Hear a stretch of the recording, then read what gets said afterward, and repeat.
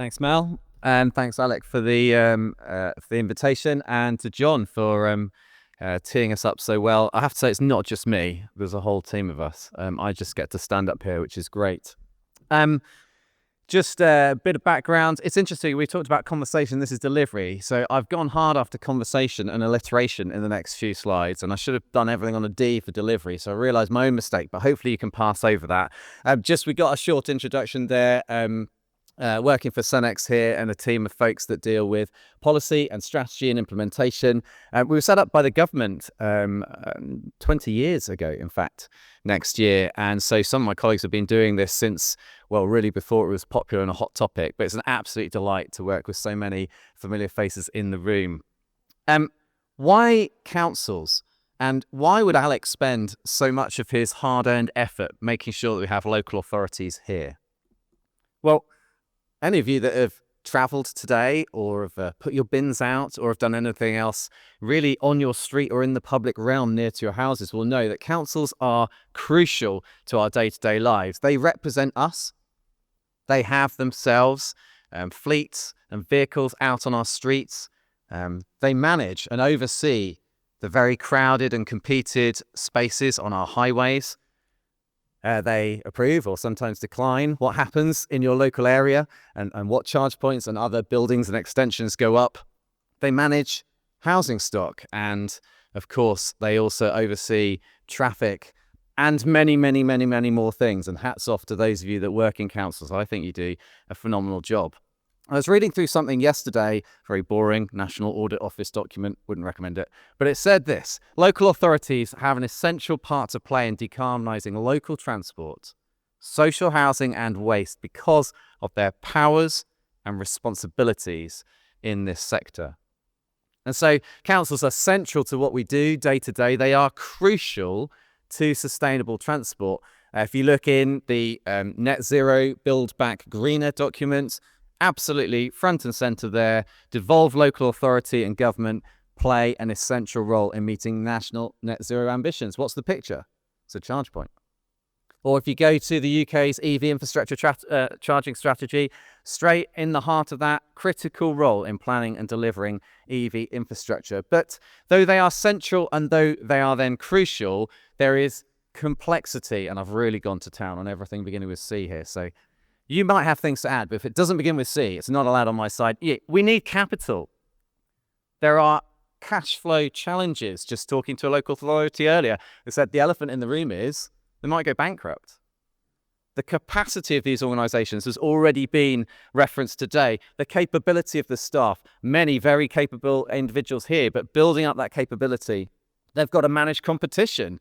Should they just allow one charge point operator to operate public charging? Should there be 25? How do they figure that out? How do they make sure they're compliant? We have, in 3 days' time, the public charge point regulations starting to kick in, contract management, and you can add your other items here. It is really complex. And so what we're trying to do, and John referenced this a little bit earlier, is replicate a little moment I had 2 years ago when I spoke to John. I was like, this is brilliant, we can connect. And so we're going to try and do a little bit of crowdsourcing, also see. And the local authorities have these complex challenges. There are local authority representatives dotted around on almost every table. We've rather unfortunately tagged them all with a blue label. So if you want to go and get them later, they're all the blue lanyards. But they have particular challenges. And I've invited Amy from Suffolk to come up and talk a little bit about what's happening in Suffolk, just as a taste to start to get the cogs going. And then we have an exercise for yourselves to do in table. So Amy, I'll invite you up.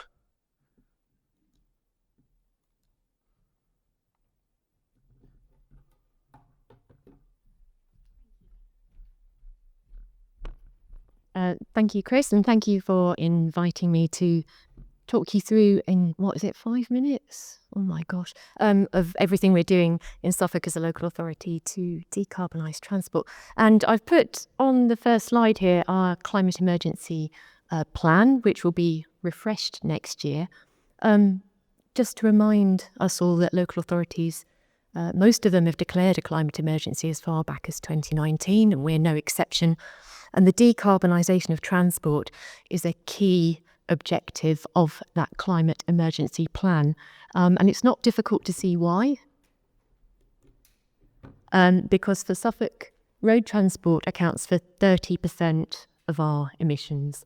And as you can see from this chart, the road transport emissions are the very stubborn purple blocks on that bar graph, and stubborn in that it just doesn't seem to change no matter what we do.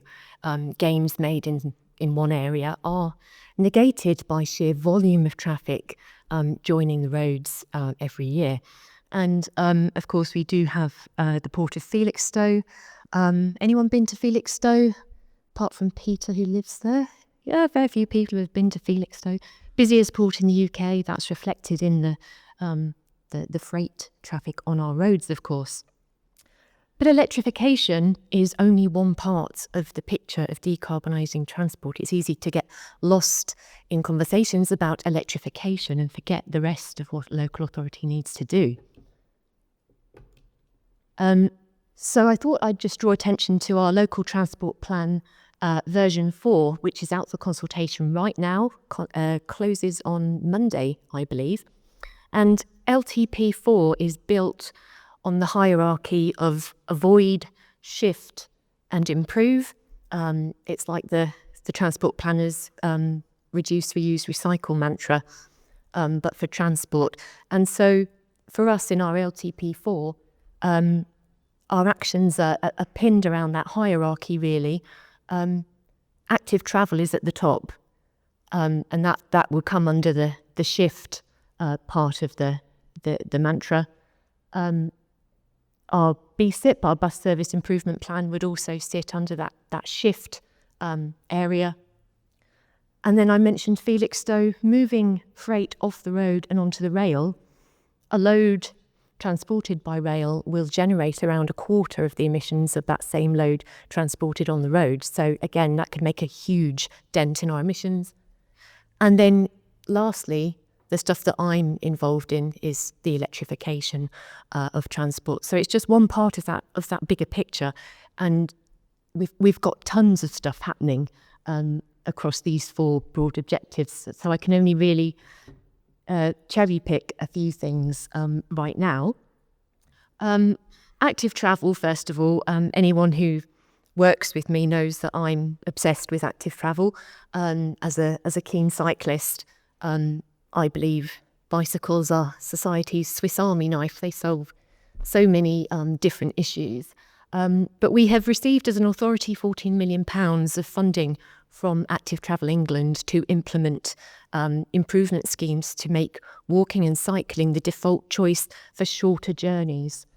So many of our journeys are done by car when they could easily be done by another mode, but we need to make that safe infrastructure first. Secondly, with our BSIP, the funding allocation to Suffolk has just been announced, just over £8 million, 5.2 of which is capital.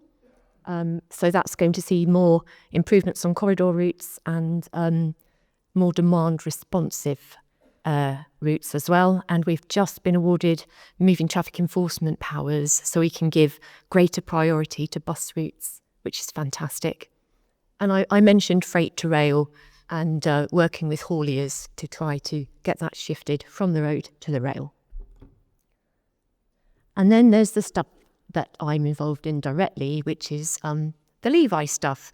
So we have a need to get to 12,000 charge points by 2040, which is a huge leap from where we are now, which is about 700 public charge points. And we've got 2 parallel projects running at the moment. We have our Levi pilot project with Connected Curb, and that's building on the community charging hubs, which Electric Pete, there he is at the back there, first initiated in around 2018, the first open access network of charge points in the country at the time.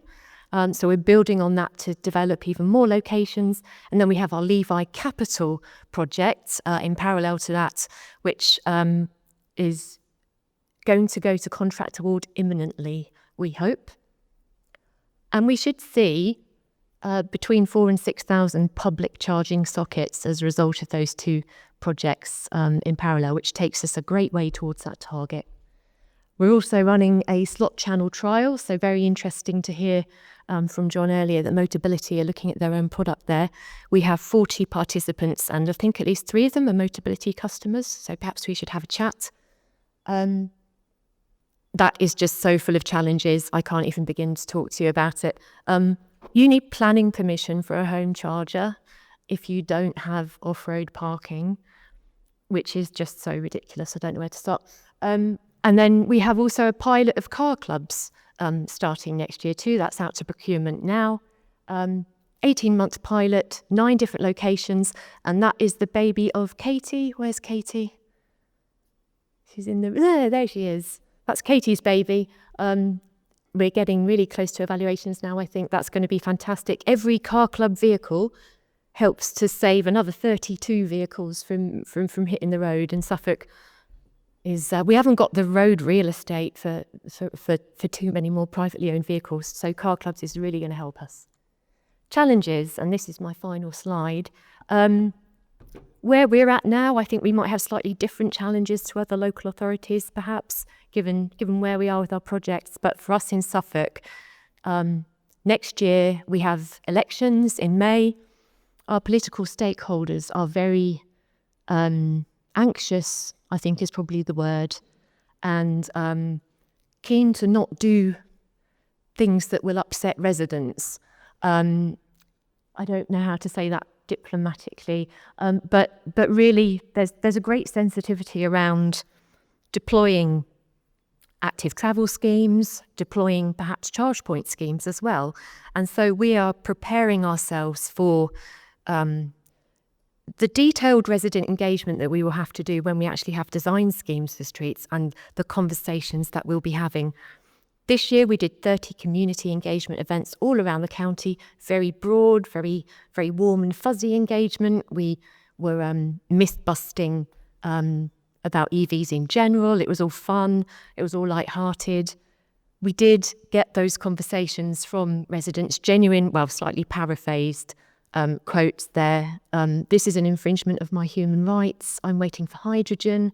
If it catches fire, who's the sort? All the usual things. Whitehall potholes is the Suffolk obsession, potholes. And that's before they start even talking about the usual stuff like range anxiety, price.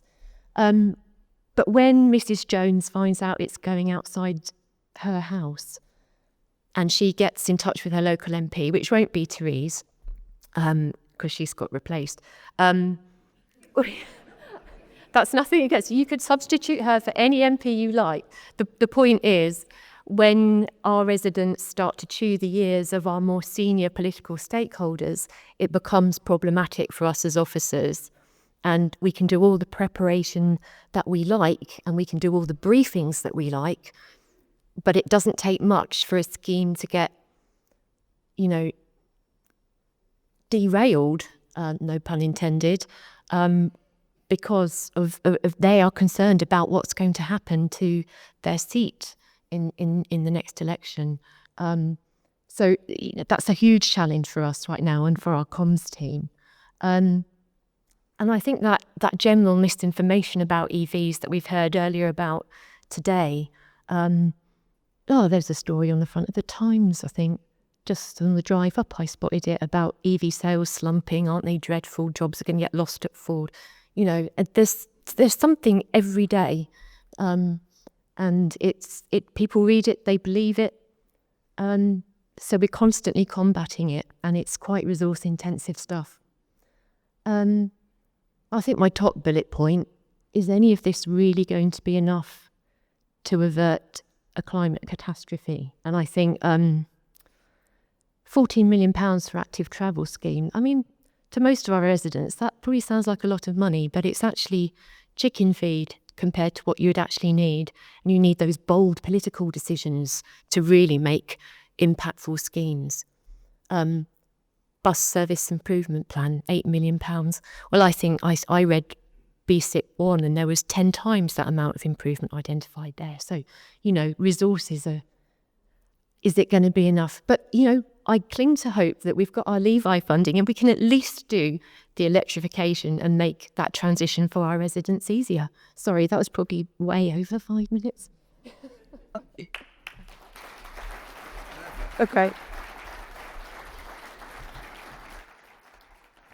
Thank you, Amy. What I expect is this picture is the same across the country, and I saw lots of blue lanyards kind of nodding vigorously. And so what we want to try and do with these many talented and enthusiastic and inspiring folks is to try and recreate that moment of connection. The thing I love about this event is there is so much knowledge in the room. And if you don't know it, you probably know who does know it. There's also no such thing as a free lunch. So the local authorities have been asked to come with a bit of a short spiel on what they're up to and what their biggest challenges and hurdles are. And if the local authority didn't read the email and you're thinking, goodness me, I've put them on screen so you can quickly be thinking now, they will talk to the table, and then we'd like you to try and work with them to figure out some steps forwards. Now, maybe you yourselves have an answer. Great. Sell it, connect it, whatever it is. But perhaps you know the person, you're on table 3, and you know the person on table 14 who really is the person they need to know. So we're looking to try and create a little bit of connection and a little bit of movement forwards. We have 15 to 20 minutes to do that. If you're on a table and you don't have a local authority, go and borrow someone for a different table. So go and grab someone. But yeah, in your tables, have a conversation. It'd be really interesting to hear what's going on, what are the challenges, what are the hurdles, what do you wish you had, and then collaboratively, how do we help them move forwards? Go.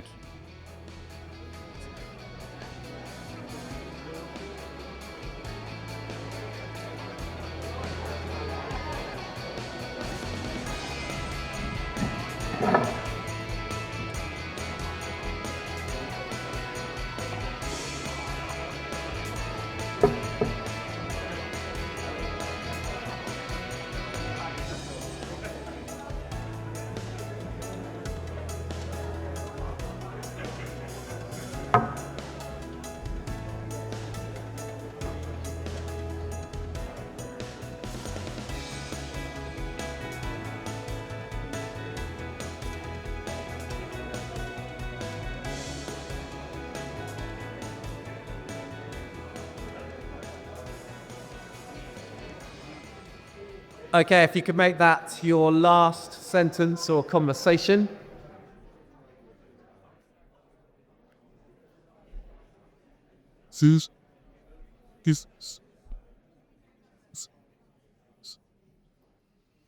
And a hush descends. Thank you for participating. I hope that was helpful. At the very least, you've made some new friends. It would be great for those of you that were scribbling down, and partly so that Alec and others could see some of the outputs from this. If you get a chance on VVox, just to pop your table number in with some suggestions, or if you're still desperate for some silver bullet golden solution, it can't be getting rid of your MP. I'm afraid we have to wait a few more years for that one. But yeah, it'd be great if you could pop that in. I'm going to hand back to Mel, who stands between us and lunch, so I don't envy her. Thank you for your time.